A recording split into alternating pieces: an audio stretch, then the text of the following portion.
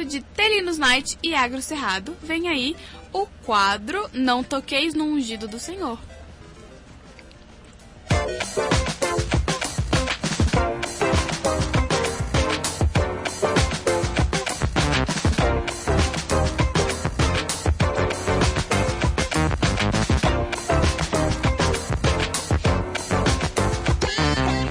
Na última segunda-feira, em São Paulo, morreu o grande jornalista Ricardo Boechat, vítima de um acidente de helicóptero. Uma pequena parcela de evangélicos foram às redes sociais para manifestarem a opinião que da morte do jornalista seria uma espécie de castigo divino pelo fato dele ter trocado ofensas com o pastor Silas Malafaia em uma discussão sobre intolerância religiosa em 2015.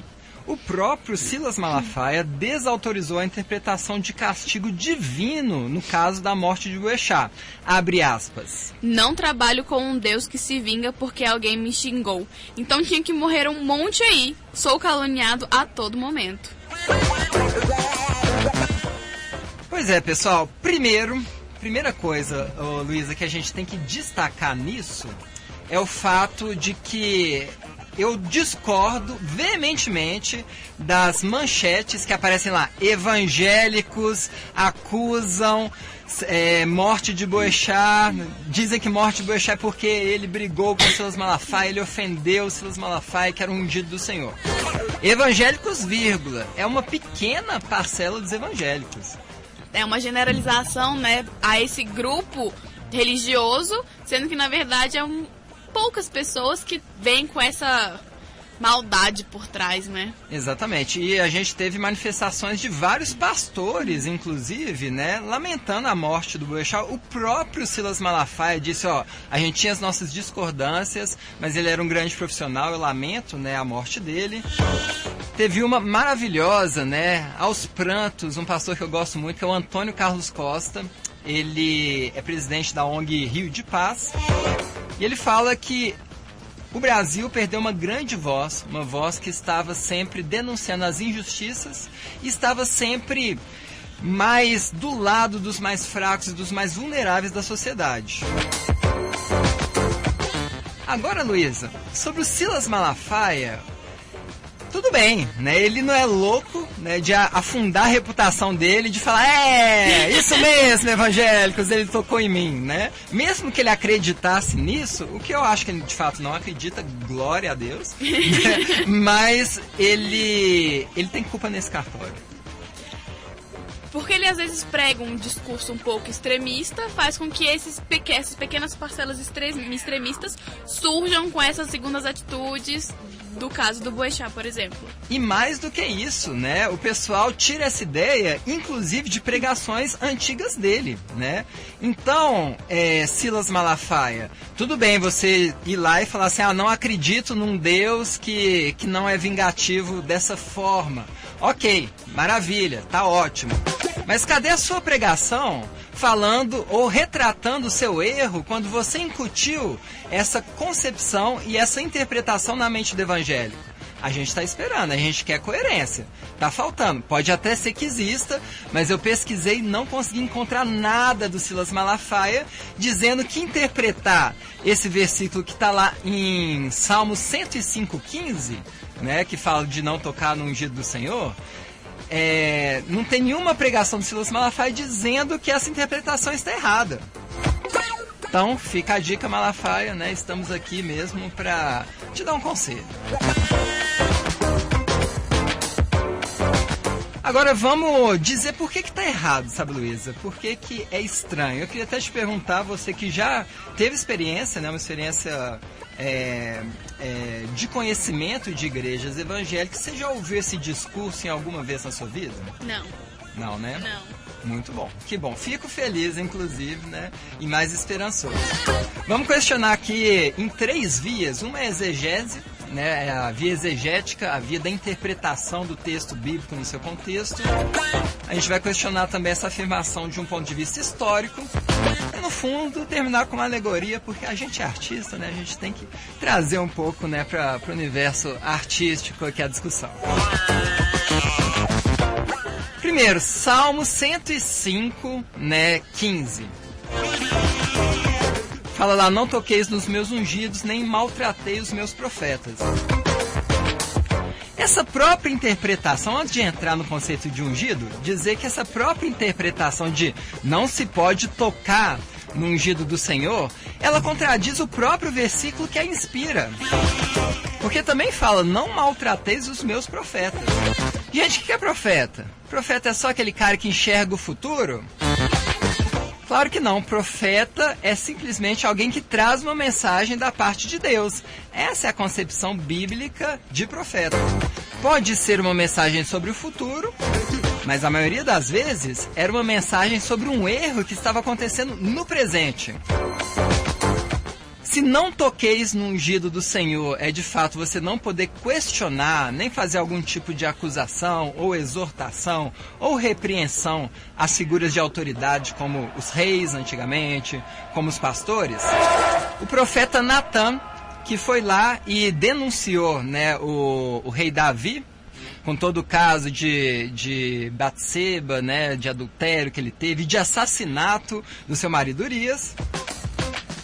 O próprio profeta, que o versículo fala, né? Como é que fala mesmo no versículo? Diz, não maltrateis os meus profetas.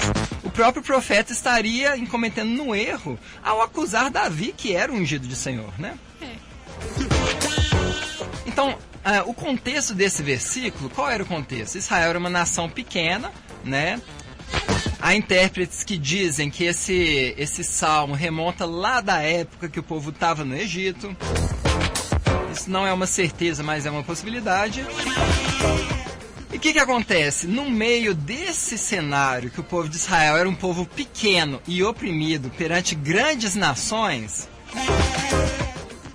o objetivo de Deus com este salmo era, através desse povo pequeno, desse povo oprimido, eu vou trazer uma mensagem que vai alcançar o mundo todo, que vai ser relevante para o mundo todo. Quem conhece um pouco da Bíblia sabe que Deus usou Israel em processo de redenção de toda a sua criação e de todos os povos da terra.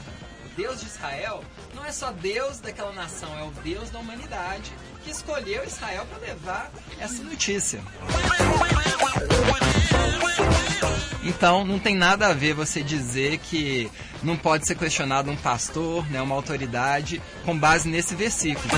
Pelo contrário, né, eram esses pequenos que traziam a mensagem de Deus e questionavam a autoridade dos poderosos da época, né? Segundo argumento é um argumento histórico. A gente tem a igreja protestante, né, que saiu da igreja católica. E um dos pontos centrais, Luísa, que a igreja protestante questionava a igreja católica era qual? A autoridade papal. Né? Não existe um ser humano que seja livre dos seus erros. Mesmo que a igreja católica entenda que o Papa ele é humano e ele erre, ela entende que o que ele diz dogmaticamente ou o que ele diz a nível de doutrina nunca vai errar. Nunca será errado, né? E a Reforma Protestante bateu nisso, falou, olha, todo ser humano, ele erra, inclusive Pedro, né, que é considerado pelos católicos o primeiro Papa, foi questionado e questionado corretamente pelo apóstolo Paulo, né, que era alguém de menos expressão na época do que Pedro.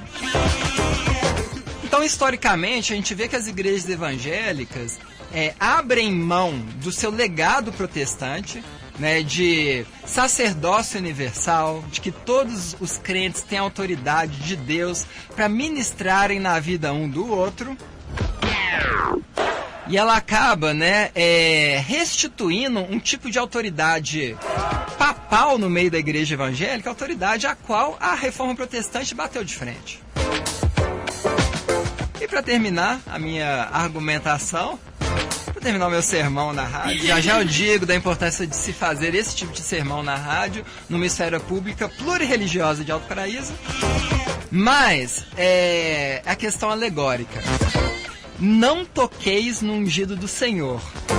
Sabe, lembra aquele meme, não sei se você já viu, Luiz, aquele meme que fala, ui, não me toque. Você já viu? Me lembra esse meme. Como se pastor ou alguma autoridade eclesiástica tivesse a assunção de não me toque. Aí sabe o que eu lembro, Luísa? Eu lembro de Jesus andando no meio da multidão e uma enferma, uma mulher com fluxo, toca Jesus e ele fala, de mim saiu o poder. Justamente no toque de alguém doente, de alguém necessitado, de alguém do povo. No toque ela é curada. O próprio Jesus, né, que contra essa ideia do ungido do Senhor, o próprio Jesus que chegou e disse...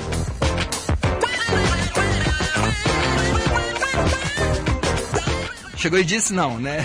Paulo dizendo aqui de Jesus lá em Filipenses 2, de 2 a 8,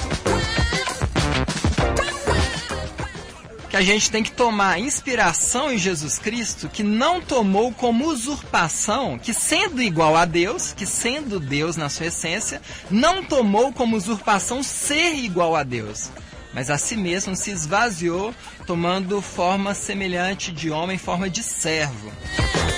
Então o próprio Jesus, gente, se faz humilde, se faz servo, sofre a nossa dor, né? Jesus, ele não cria uma distância da multidão, né? Ele se aproxima da multidão.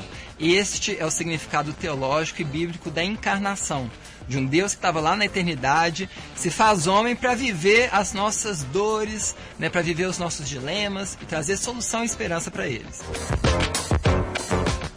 Aí agora, talvez você se pergunta, não, mas espera aí, o Mateus não é esse cara aí que fala que num ambiente plural a gente tem que evitar o proselitismo na rádio? Ele tá pregando, ele que é pastor tá pregando na rádio pública, veja a incoerência do Mateus. Existe algo errado aí, gente. Primeiro, eu não tô tentando te convencer da minha fé.